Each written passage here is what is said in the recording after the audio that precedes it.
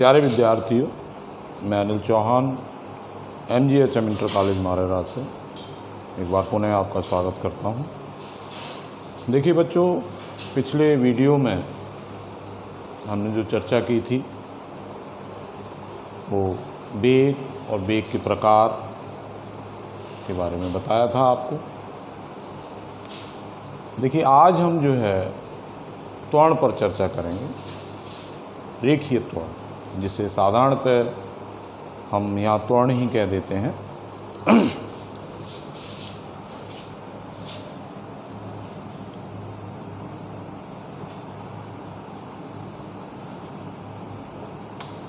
Acceleration, त्वरण को बच्चों अंग्रेजी में क्या कहते हैं? एक्सेलरेशन।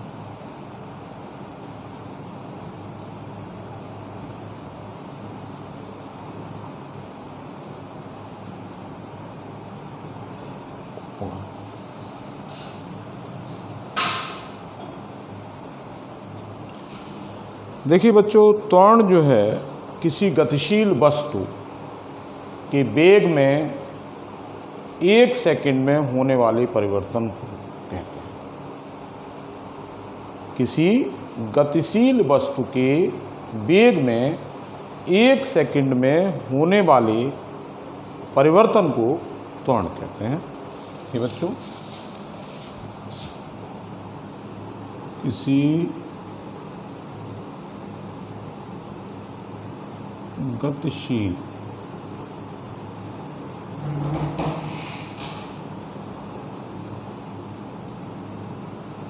वस्तु के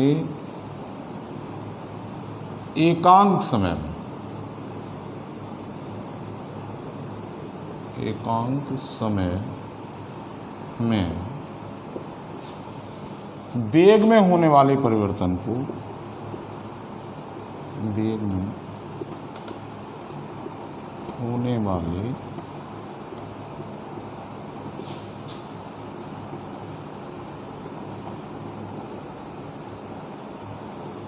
परिवर्तन को त्वरण कहते हैं।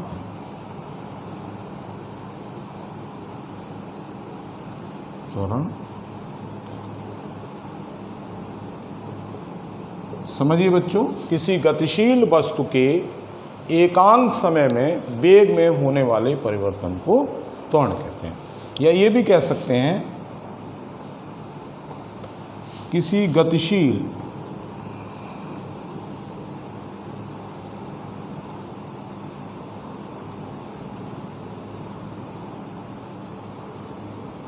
वस्तु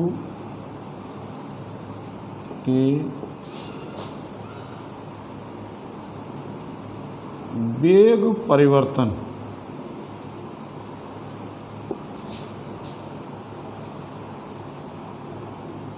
की समय दर, खाली दर भी कह सकते हैं, समय दर को त्वरण कहते हैं।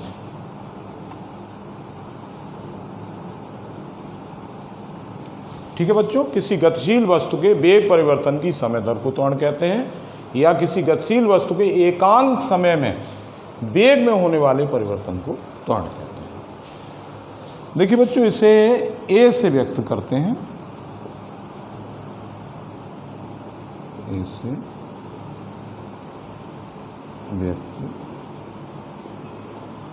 करते हैं।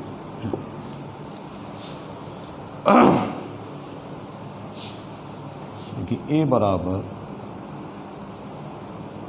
सदिश राशि है, इसलिए तीर लगाएंगे, delta V upon delta T।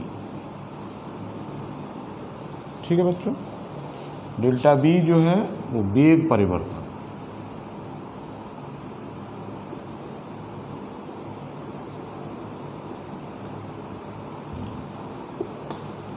और डेल्टा T जो है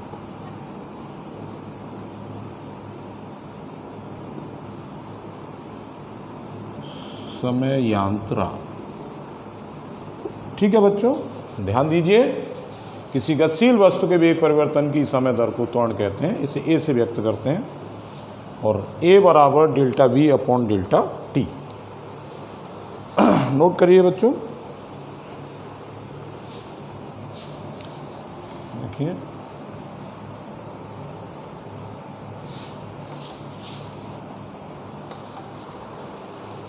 देखिए वेग त्वरण जो है वो सदिश राशि है। त्वरण कैसी राशि है बच्चों?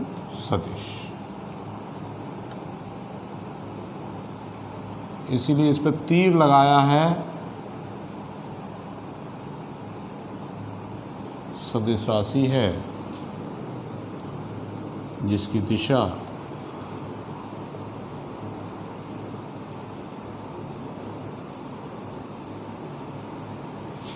वेग परिवर्तन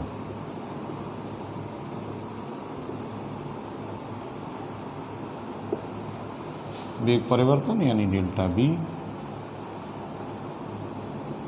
की दिशा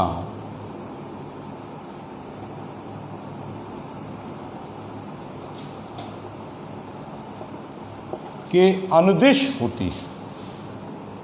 अनुदिश माने दिशा में।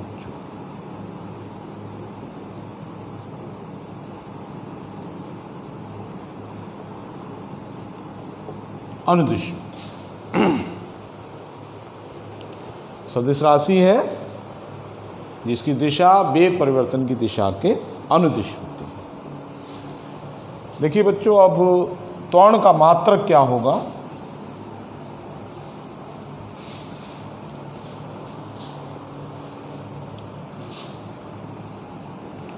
त्वरण का मात्रक देखिए बहुत इम्पोर्टेंट है। देखिए बच्चों, त्वरण का मात्रक जो है हम किस तरह निकालेंगे? देखिए जैसे हमारा A = है delta b upon delta T.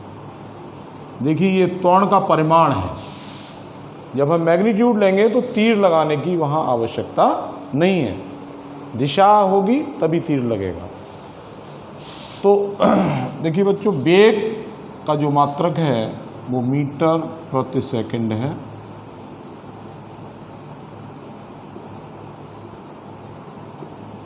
MKS प्रणाली में, किस में ले रहे हैं हम बच्चों? MKS प्रणाली में। ठीक है।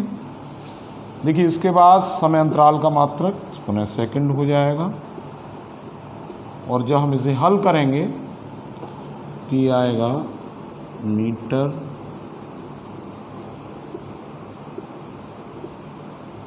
प्रति सेकंड स्क्वायर।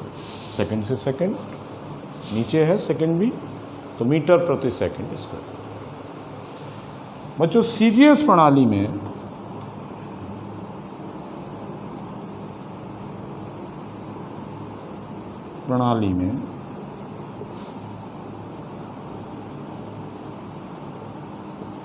त्वरण का मात्रक देखिए बच्चों सेंटीमीटर प्रति सेकंड। सेंटीमीटर प्रति सेकंड ये CGS प्रणाली में है। और देखिए बच्चों, यहाँ दोनों में संबंध अगर हम देखें तो 1 सेंटीमीटर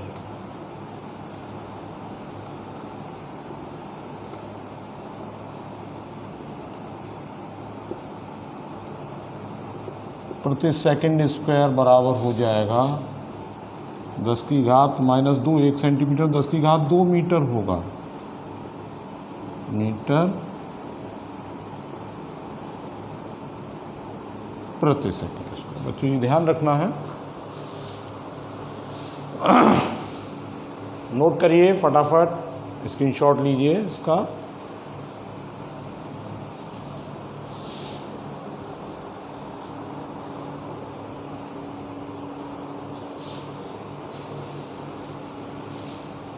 देखिए त्वरण किस प्रकार निकालते हैं, देखिए एक उदाहरण के माध्यम से मैं समझाता हूँ।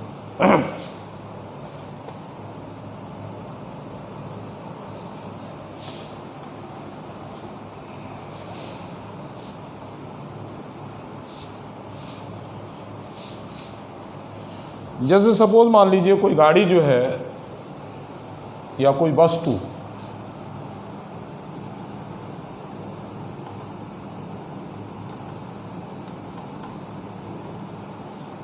चार मीटर प्रति सेकंड के वेग से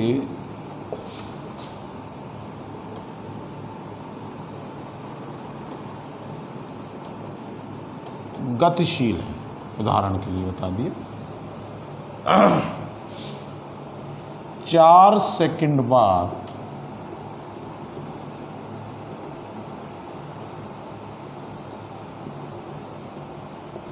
उसका वेग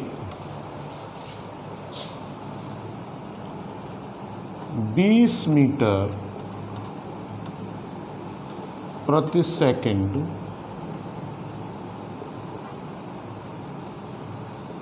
हो जाता है। उसका त्वरण ज्ञात कीजिए, उसका त्वरण ज्ञात कीजिए। देखिए बच्चों, ये छोटा सा एक प्रश्न जो है जिसके माध्यम से हम समझेंगे त्वरण को।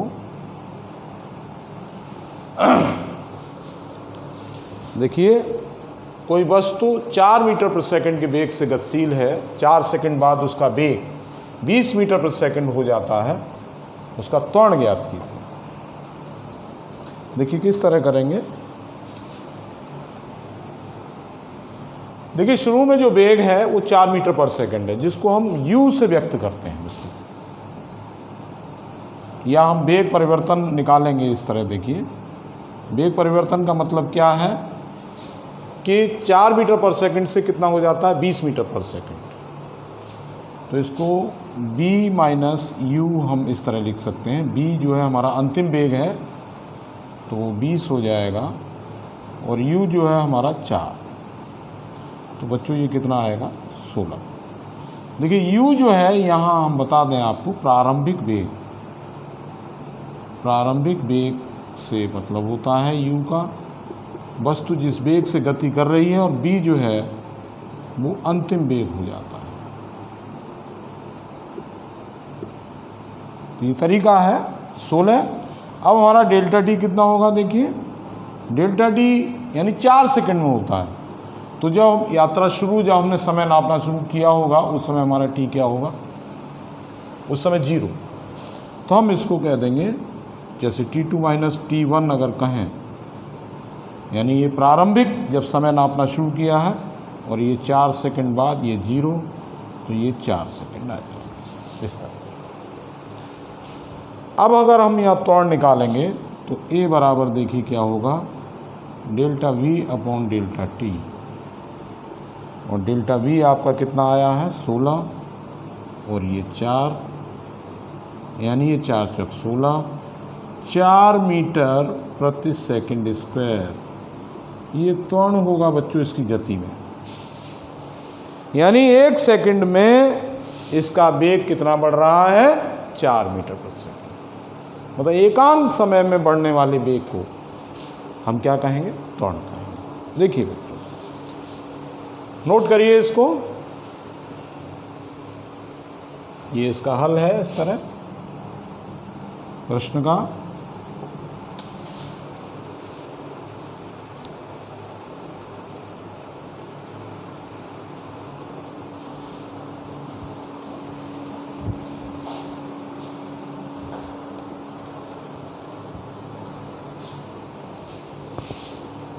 देखिए बच्चों, अब त्वरण के प्रकार।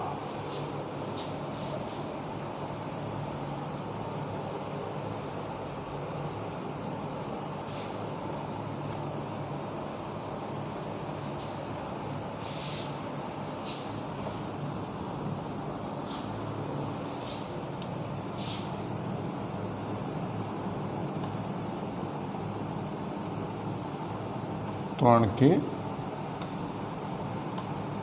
प्रकार। देखिए, त्वरण के प्रकार देखिए आप। देखिए, एक समान त्वरण, उसी तरह जैसे वेग और चाल के प्रकार थे, उसी समय एक समान त्वरण। बच्चों, असमान त्वरण,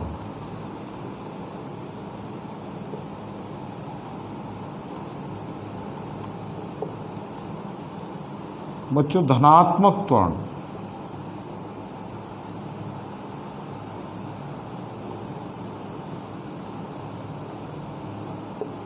ऋणात्मक त्वरण।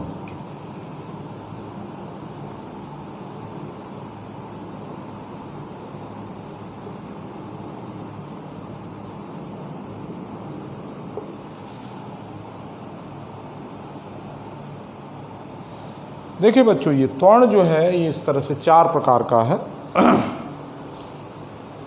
देखिए पहले हम बात करते हैं एक समान त्वरण की।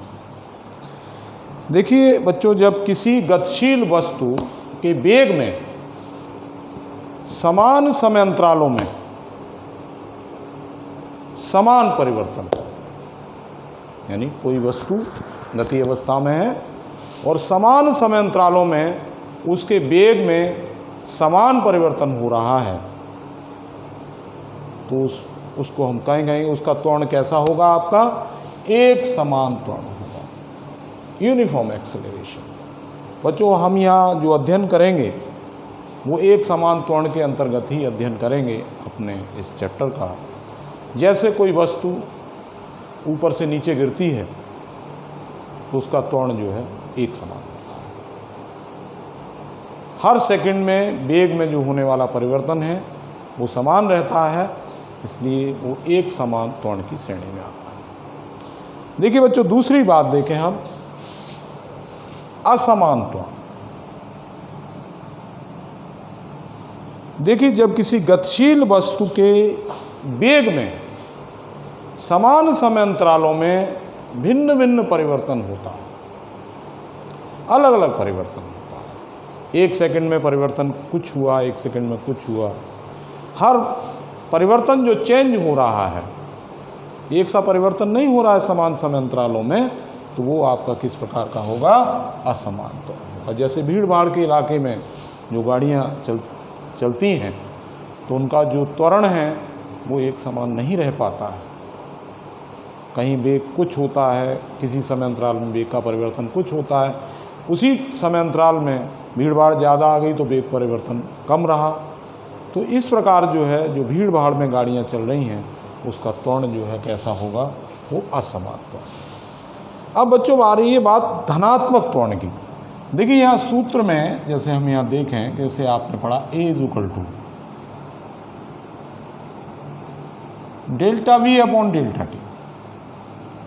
मान लो अगर हम A का परिमाण ले लें, A का परिमाण भी ले सकते हैं, तो तीर हटा देंगे, कोई दिक्कत नहीं है।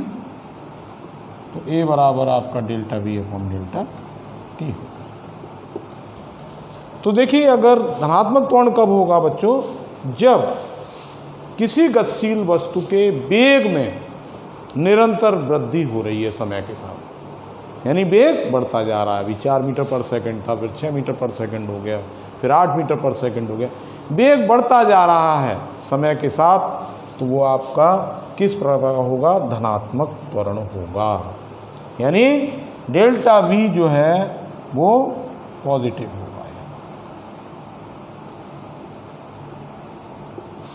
यहाँ कहने का मतलब ये होगा कि V is greater than U, यानी जो अंतिम वेग है वो प्रारंभिक वेग से अधिक है, तो डेल्टा V पॉजिटिव हो जाएगा, और डेल्टा V पॉजिटिव होने से आपका A भी पॉजिटिव हो जाएगा। बच्चों ये बात ध्यान देने की है। अब देखिए हम बात करते हैं ऋणात्मक त्वरण की। जब किसी गतिशील वस्तु के वेग में इस प्रकार का परिवर्तन हो कि समय के साथ उसका वेग घट रहा हो, कम होता जा रहा हो, यानी V is less than U। मान लीजिए अभी 8 मीटर पर सेकंड की स्पीड से गाड़ी चल रही है, हमने ब्रेक लगाया, स्पीड कम हो गई, वेग क्या हो गया, कम हो गया समय के साथ, तो वो किस तरह का त्वरण होगा, वो ऋणात्मक त्वरण होगा, जिसको हम मंदन भी कहते हैं बच्चों, रिटार्डेशन। इसको क्या कहते हैं, ऋणात्मक त्वरण को बच्चों मंदन भी कहते हैं, मंदन, रिटार्डेशन। ठीक है बच्चों, ये चीज़ समझ में आ रही है। अब देखिए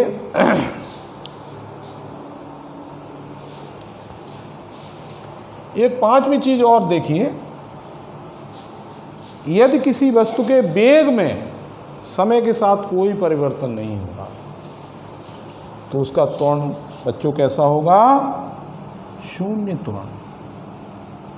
शून्य, नेगेटिव भी हो, शून्य त्वरण, जीरो एक्सेलरेशन, यानी ए इज इक्वल टू आपका delta we upon delta T है, और डेल्टा वी जो है वो आपका बी माइनस यू है,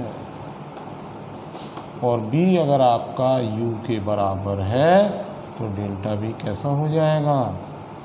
जीरो। अब बच्चों टाइम तो जीरो होगा नहीं, समय तो चल रहा है, इज नॉट जीरो, तो उस केस में आपका त्वरण कैसा हो जाएगा?